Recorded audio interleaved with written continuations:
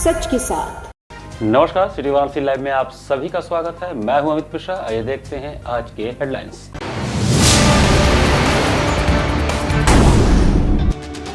Mission शक्ति के तहत निकली महिला सिपाहियों की रैली।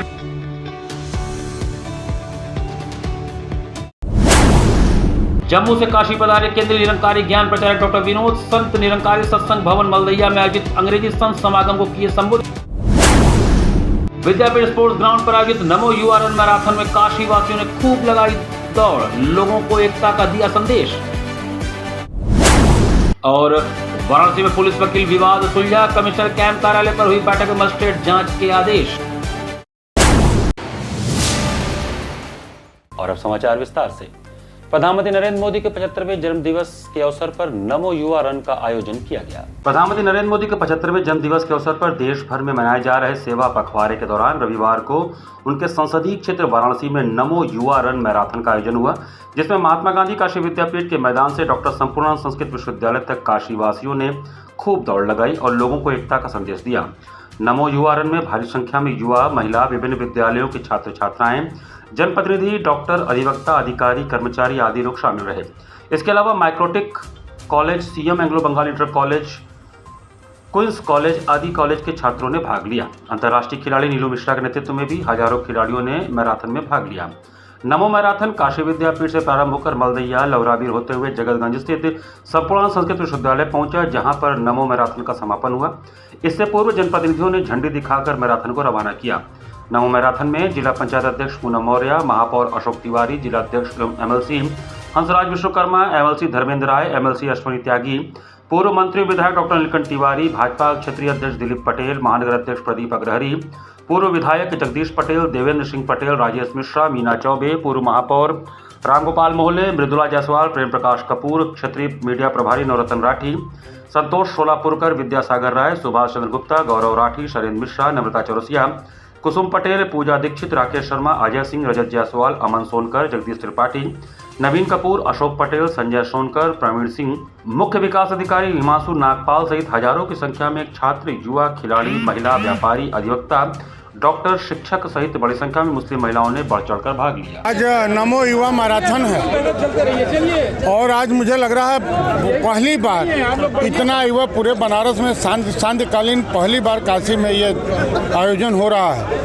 और हमें लगता है माननीय प्रधानमंत्री जी के संसदीय क्षेत्र में जितना हमारे सभी संस्थाओं में युवाओं में जोश है, इसके पहले कभी नहीं देखा गया था। क्या संदेश आप लोग दिए इस मैराथन से? देखिए, स्वास्थ्य शरीर हो, माननीय प्रधानमंत्री जी हमें हमेशा कहते हैं कि स्वस्थ रहिए, मन खेल के प्रति सपोर्ट करते हैं। तो आज का दौड़ युवा पीढ़ी को लिए जागरूकता के लिए। चुनाव में हारे हैं, वो क्या बोलते हैं कि मैं जीत गया। आज हमारे वाराणसी के नौजवान कार्यकर्ता उनको दिखा दिए कि तुम हारे हो तो और भी हारोगे, आगे भी हारोगे। ये नौजवानों का मोदी जी के साथ पूरा का पूरा जन समर्थन है। ये जो जन सलाह है नौजवानों का आज ये दिखा दिया है। युवाओं के साथ साथ हर वर्ग के लोग इसमें सब वर्ग के नौजवान मोदी जी के साथ सब है। सबका साथ, सबका विकास, उन्होंने सबका सहयोग, सबका प्रयास, सबका सम्मान उन्होंने किया है। तो सब लोग आज जन सैलाब उमड़ा हुआ है। अधिवक्ताओं और पुलिस के बीच चल रहे गतिरोध के बीच पुलिस, प्रशासनिक अधिकारियों और सेंट्रल व बनारस बार के अधिवक्ताओं के साथ बैठक हुई। वाराणसी के न्यायालय में अधिवक्ता और पुलिस प्रशासन के बीच चल रहे गतिरोध के बीच आज पुलिस और प्रशासनिक अधिकारियों तथा सेंट्रल व बनारस बार एसोसिएशन के 11 सदस्य वाले दल के साथ बैठक पुलिस आयुक्त के कैंप कार्यालय पर संपन्न हुआ। बैठक के निष्कर्ष के बारे में जानकारी प्रदान करते हुए वाराणसी के पुलिस आयुक्त मोहित अग्रवाल ने बताया कि दोनों पक्षों से सकारात्मक बातचीत हुई है और बातचीत के आधार पर यह निर्णय लिया गया है कि जितनी भी घटनाएं पूर्व में इधर बीच घटी हैं, इसकी मजिस्ट्रेट से जांच कराई जाएगी। इस जांच के आधार पर ही अगली कानूनी कार्रवाई की जाएगी।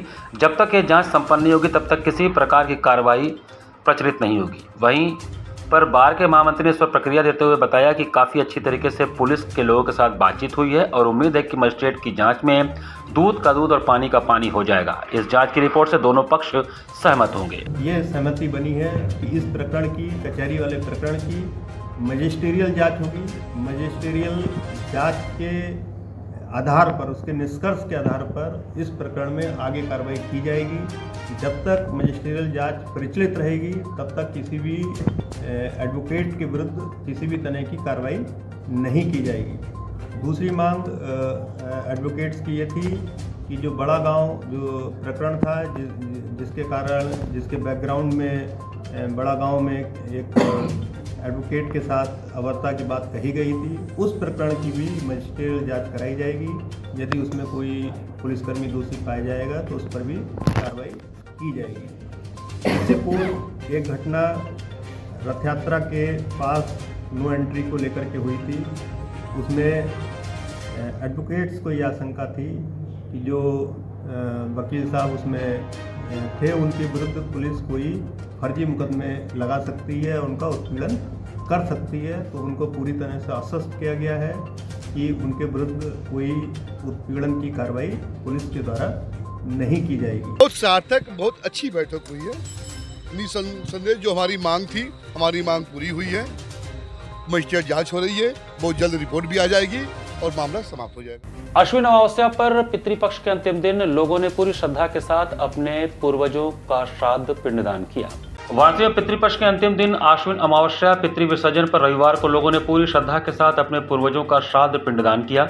लोगों ने अपने पितरों को विदाई देकर उनसे घर परिवार में सुख शांति का आशीर्वाद मांगा। अमावस्या पर गंगा नदी के सभी घाटों पर पिंडदान करने वालों की भीड़ भोर से ही उमड़ती रही। सिंधिया घाट, दशाश्वमेध घाट, मीर घाट, अस्सी घाट, श्रीवाला घाट, राजघाट, पंचगंगा व शूलटंकेश्वर घाट पर लोगों की सर्वाधिक भीड़ रही। पिशाचमोचन स्थित कुंड पर भी लोगों की भीड़ पिंडदान के लिए उमड़ती रही। श्रद्धा भाव के साथ मुंडन कराकर गंगा स्नान के बाद लोगों ने तर्पण और पिंडदान किया। जिनके परिजनों की अकाल मृत्यु हुई थी उन्होंने ऐसे परिजनों पूर्वजों के निमित्त पिशाच मोचन पर पिंडदान, तेल और घोड़ा दान किया। यह क्रम पूरे दिन चलता रहेगा। पितृ अमावस्या पर अपने ज्ञात अज्ञात पितरों का पिंडदान और श्राद्ध के दौरान लोगों ने अपने कुल गोत्र का उल्लेख कर हाथ में गंगा जल लेकर संकल्प लिया और पूर्वाभिमुख होकर कुश, चावल, जौ, तुलसी के पत्ते और सफेद पुष्प को श्राद्ध कर्म में शामिल किया। इसके बाद तिल मिश्रित जल की 3 अंजलि जल तर्पण में अर्पित किया।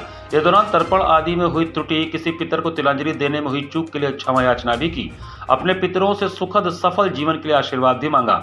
पिंडदान के बाद गाय, कुत्ता, कौवा को पितरों के प्रिय व्यंजन का भोग लगाकर खिलाया। अपने पूर्वजों को पिंडदान तर्पण करने के बाद लोग घर पहुंचे। घर में बने विविध प्रकार के व्यंजनों को निकाल पितरों को चढ़ाकर ब्राह्मणों को खिलाने के बाद खुद प्रसाद ग्रहण किया। अमावस्या पर लोग सायंकाल घर के मुख्य द्वार पर दीप जलाकर बांस की काइन में पितरों के लिए अनाज की छोटी छोटी पोटली बांधकर उनसे अपने लोक लौट जाने का अनुरोध करते हैं। गौरतलब हो कि सनातन धर्म में माना जाता है कि पितृपक्ष में पूर्वज 15 दिनों तक अपने वंशजों के घरों के आसपास मौजूद रहते हैं। अपने वंशजों से सेवा भाव के साथ श्राद्ध कर्म कराने के बाद अमावस्या तिथि पर अपने लोक को वापस लौट जाते हैं। रविवार को मिशन शक्ति फेज 5 के विशेष अभियान का शुभारंभ हुआ। मिशन शक्ति फेज 5 के विशेष अभियान का शुभारंभ रविवार 21 सितंबर को हुआ। इस मौके पर संपूर्णानंद से डीसीपी काशी जोन कार्यालय तक भव्य बाइक रैली निकाली गई, जिसमें 100 बाइक पर सवार 200 महिला सिपाही और पीआरबी 112 की गाड़ियां शामिल रहीं। पुलिस कमिश्नर मोहित अग्रवाल ने पत्रकारों से कहा कि मिशन शक्ति केवल औपचारिकता नहीं है, बल्कि महिलाओं की सुरक्षा और सम्मान सुनिश्चित करने का एक सतत प्रयास है।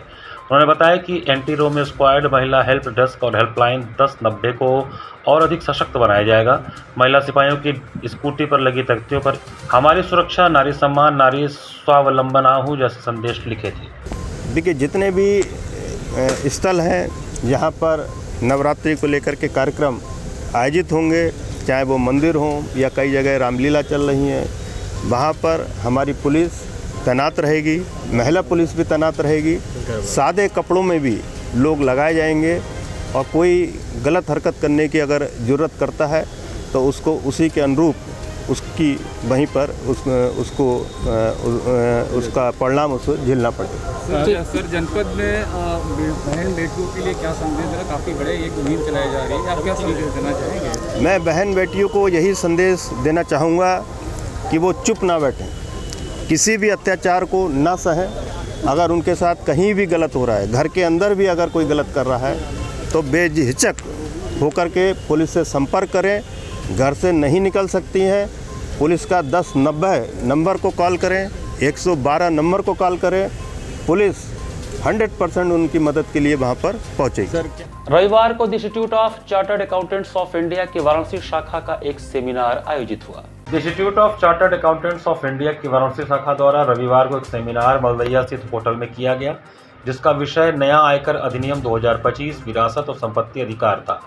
इस सेमिनार के मुख्य वक्ता CA Pankaj Shah, central council member ICAI CA Mangesh किनारे, सेंट्रल काउंसिल मेंबर ICAI एवं CA नीतीश गुप्ता आगरा के रहे।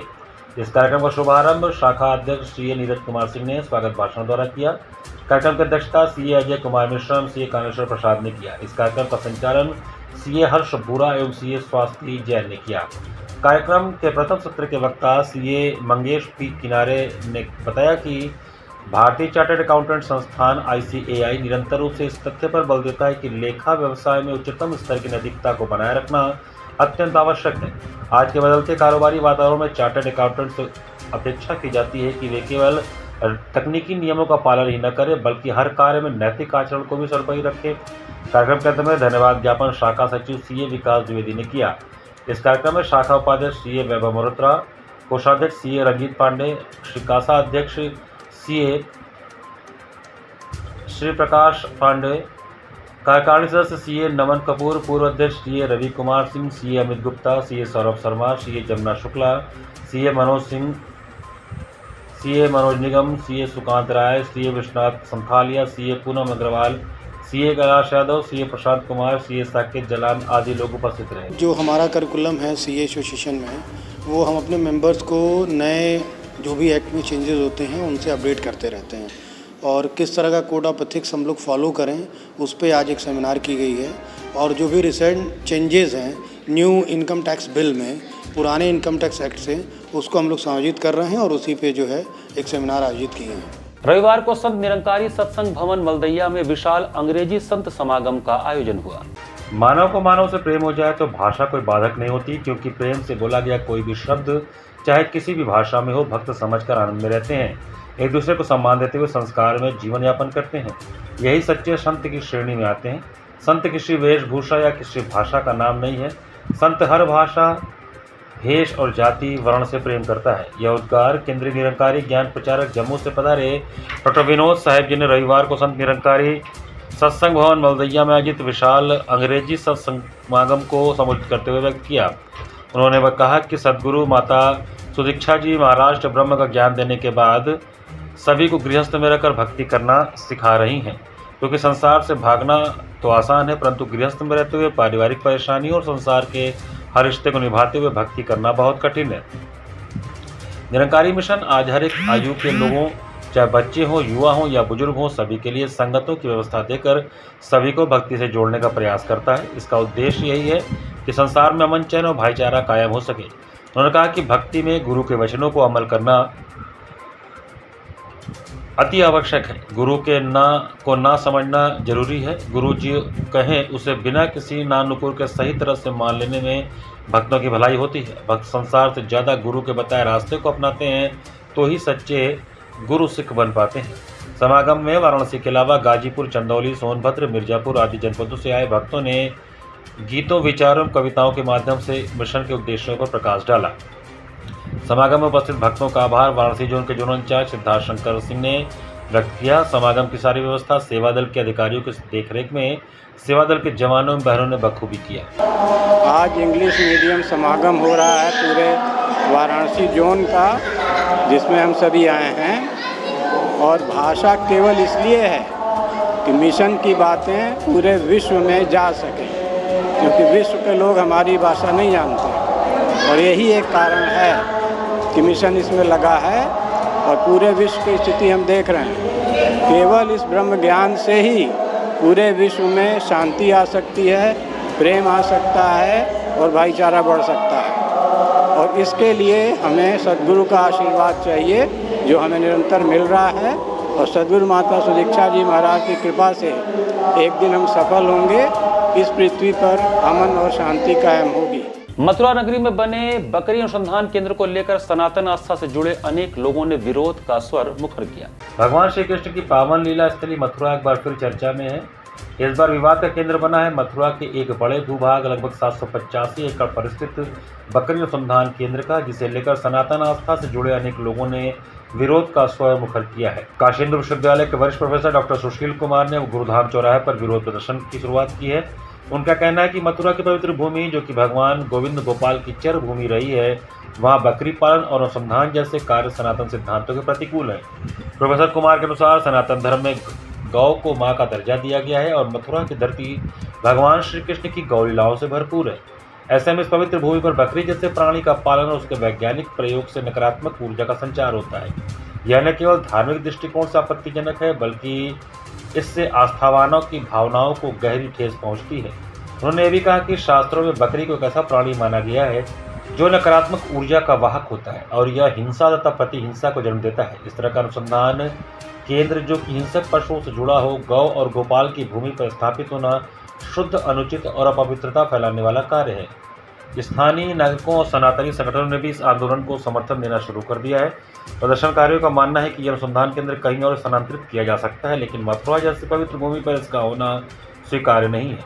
प्रोफेसर सुनील कुमार ने सरकार से मांग किया है कि अविलंब इस बकरी अनुसंधान केंद्र को बंद किया जाए और मथुरा की सांस्कृतिक एवं आध्यात्मिक गरिमा को बहाल रखा जाए। उन्होंने चेतावनी दिया कि यदि सरकार ने समय रहते संज्ञान नहीं लिया तो यह आंदोलन प्रदेशव्यापी रूप ले सकता है। हिंसा प्रतिहिंसा का दौर बंद हुई, इसको सीमित कैसे होगा? इसका प्रजनन, इसका विचरण बंद कर दें, तभी इसका नियंत्रित इसको किया जा सकता है। और इसी के लिए मैं कह रहा हूँ कि सरकार की तरफ से प्रजनन और इसकी वृद्धि की व्यवस्था की गई है।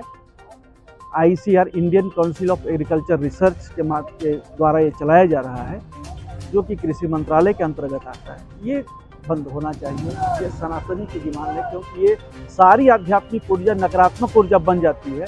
नकारात्मक ऊर्जा के प्रभाव में क्या होता है? दुनिया के में चारों तरफ मारकाट है, प्रकृति बिल्कुल विपरीत है।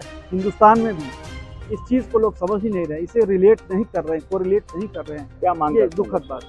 यथाशीघ्र ये बकरी अनुसंधान केंद्र बंद हो, ताकि जनता में संदेश जाए कि बकरी कोई बहुत अच्छी चीज़ नहीं है।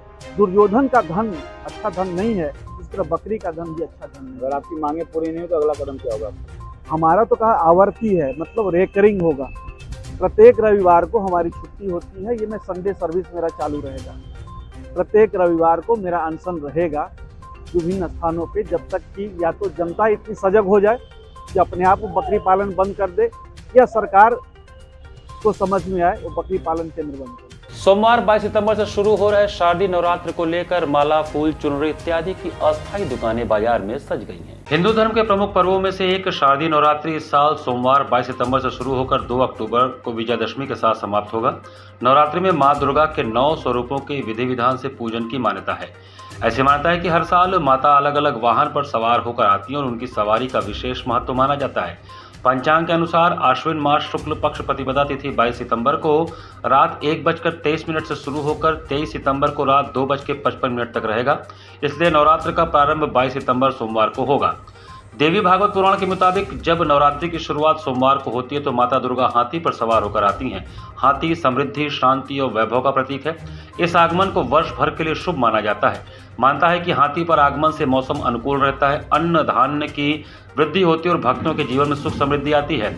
आमतौर पर नवरात्रि 9 दिनों की होती है, लेकिन इस बार यह 10 दिन तक चलेगी। वजह यह है कि पंचांग के अनुसार चतुर्थी तिथि 2 दिनों तक रहेगी। ज्योतिष के अनुसार जब कोई तिथि 2 दिन पड़ती है तो पर्व की अवधि बढ़ जाती है। शारदीय नवरात्र को लेकर नगर के प्रमुख देवी मंदिरों में भव्य सजावट व चुनरी माला की अस्थायी दुकानें सज गई हैं। श्रद्धालुओं में भी खासा उत्साह देखने को मिल रहा है। दुर्गाकुंड क्षेत्र के निवासियों ने बताया कि इस बार नारियल और मां की चुनरी का दाम बढ़ गया है, लेकिन पूजा करने इसलिए हम लोग आज खरीदारी करने के लिए आए हैं और 9 दिन तक हम लोग यहाँ दर्शन पूजन करेंगे। सुबह 4 बजे से ही यहाँ पर श्रद्धालुओं का आना जाना शुरू हो जाता है। वहीं क्षेत्र के पार्षद अक्षयवर सिंह ने बताया कि प्रशासन की तरफ से मंदिर के चारों तरफ लाल कारपेट बिछाया गया है और इसके ऊपर छाजन भी बनाया गया है, जिससे किसी भी श्रद्धालु को धूप न लग सके।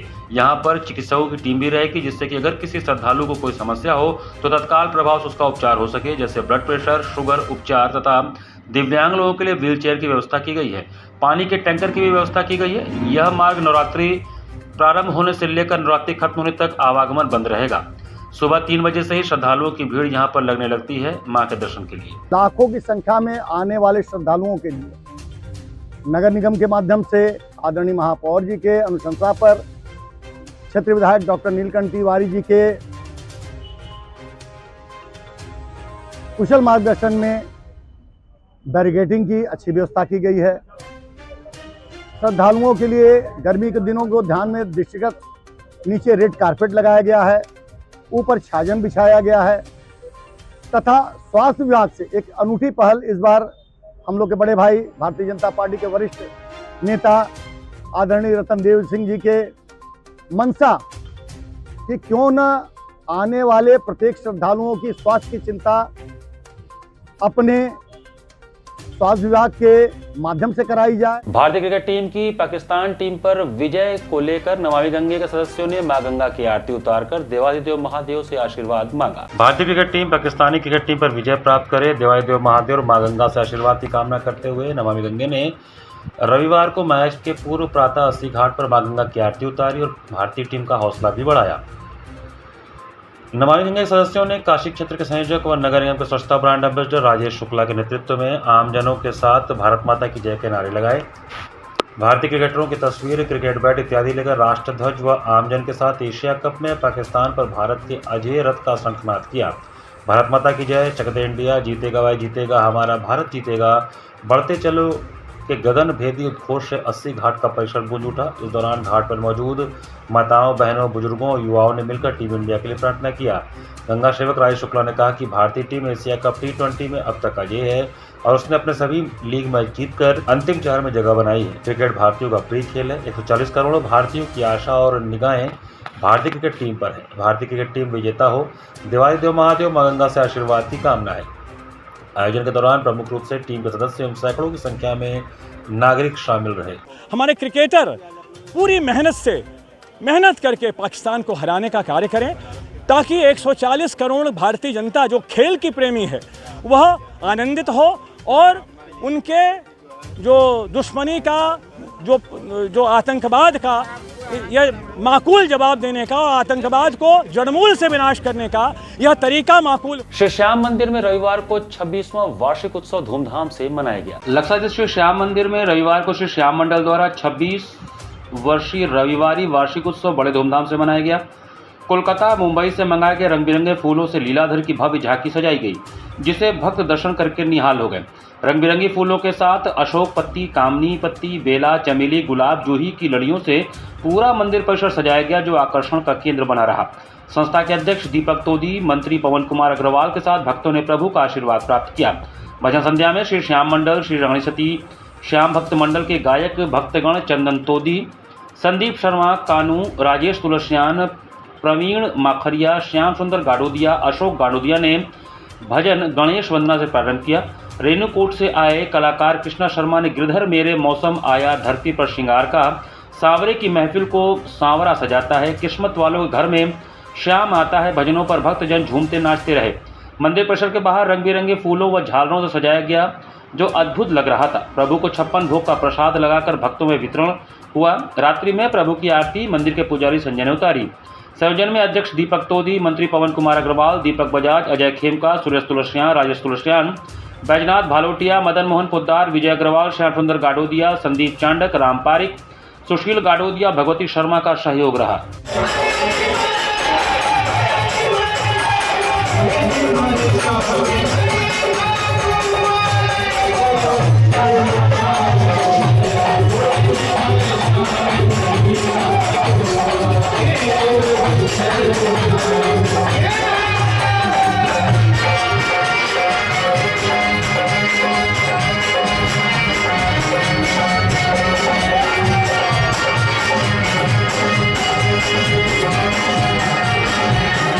टीएफसी सेंटर के मुक्ताकाशी मंच पर सांस्कृतिक संध्या में बनारस के कलाकार अमृत मिश्रा का मनोहारी कथक नृत्य हुआ। विकास आयुक्त वस्त्र मंत्रालय, भारत सरकार और सुबह बनारस आनंद कारण द्वारा आयोजित मुक्ताकाशी मंच बड़ा लालपुर में सांस्कृतिक संध्या का आयोजन हुआ, जिसमें युवा कलाकार अमृत मिश्रा द्वारा कथक नृत्य की प्रस्तुति की गई। संवादनी एवं गायन में सहभागिता रही शक्ति मिश्रा की, तबला संगति रही आनंद मिश्रा की एवं बांसुरी पर साथ दिया सुधीर गौतम ने। प्रस्तुति का आरंभ देवी वंदना से हुआ, जिसके पद थे या देवी सर्वभूतेषु। इसके उपरांत देवी स्तुति को कथक नृत्य से भक्तिपूर्ण रूप से अभिव्यक्त किया गया। बोल थे जय जय जग जननी देवी। तत्पश्चात पारंपरिक कथक नृत्य की प्रस्तुति धमार ताल में निबद्ध रही, साथ ही द्रुत रहे 3 ताल में निबद्ध रचना पर आधारित नृत्य ने विभोर किया। इसमें तोड़े टुकड़े परन गत निकास और तत्काल के कुछ चलन की प्रस्तुति की गई। कार्यक्रम का समापन दादरा से हुआ। बोल थे कन्हैया जी कैसा जादू डाला। कार्यक्रम का शुभारंभ अजय श्रीवास्तव, अध्यक्ष संग्रहालय, दीनदयाल हस्तकला संकुल द्वारा दीप प्रज्वलन करके किया गया। स्वागत सहायक निदेशक कार्यालय विकास आयुक्त हस्तशिल्प दीनदयाल हस्तकला संकुल वाराणसी प्रद्युम्न पांडे ने किया। कार्यक्रम का संयोजन डॉक्टर रत्नेश वर्मा, सचिव सुबह बनास आनंद कारण द्वारा एवं संचालन डॉक्टर प्रीतेश आचार्य द्वारा किया गया।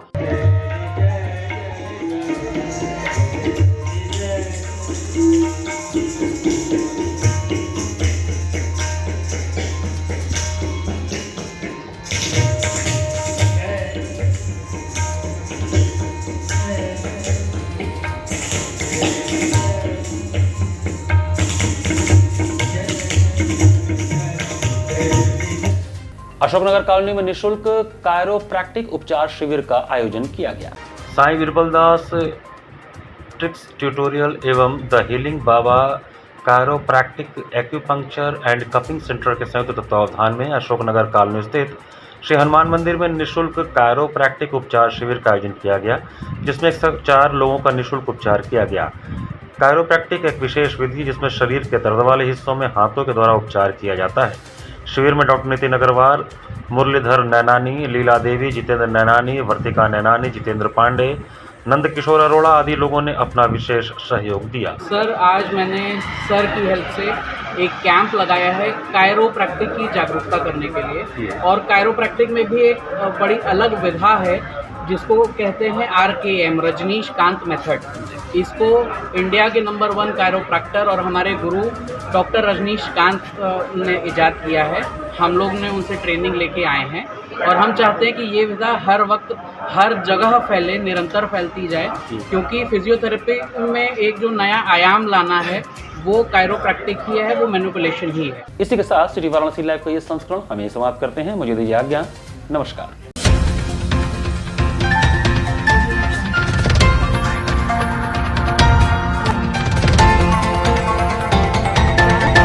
लाइव, सच के साथ।